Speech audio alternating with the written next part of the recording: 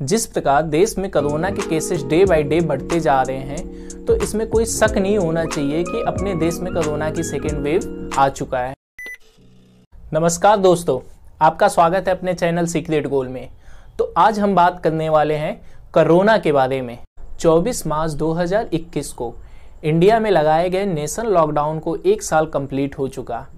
हमारा देश उसी समय लॉकडाउन में चला गया था जब कोविड-19 के 500 केसेस अपने देश में देखने को मिले थे।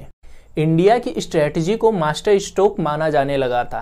इंडिया उन चुनिंदों कंट्री में से एक था जो वायरस के स्टार्टिंग में ही लॉकडाउन लगा दिया था। एक लंबे लॉकडाउन होने के बाद भी इसका कोई खास असर नहीं दिखा था।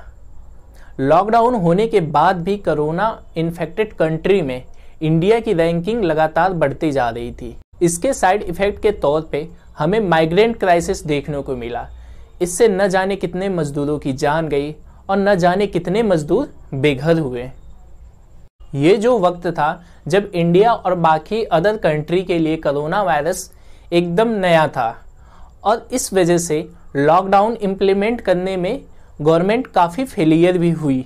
पर तब से लेकर अब तक हमने एक काफ़ी लंबा रास्ता तय किया था।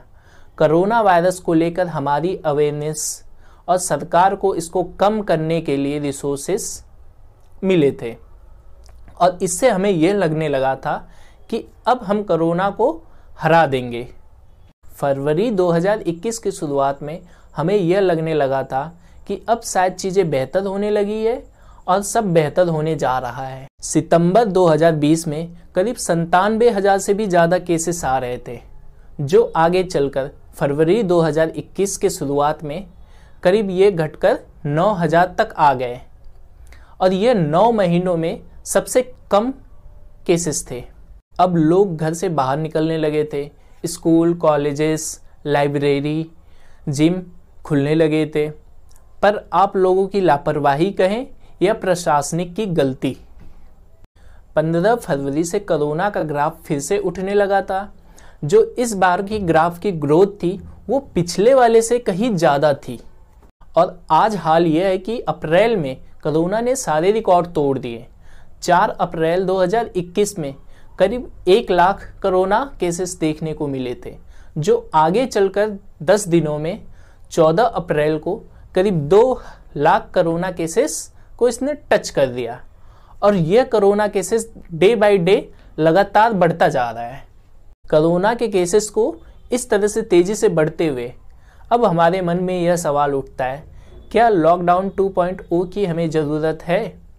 और उससे भी ज़्यादा बड़ा सवाल यह है कि कोरोना के साथ 1 साल से भी अधिक समय बिताने के बावजूद भी हमें लॉकडाउन के लिए क्यों सोचना पड़ रहा है?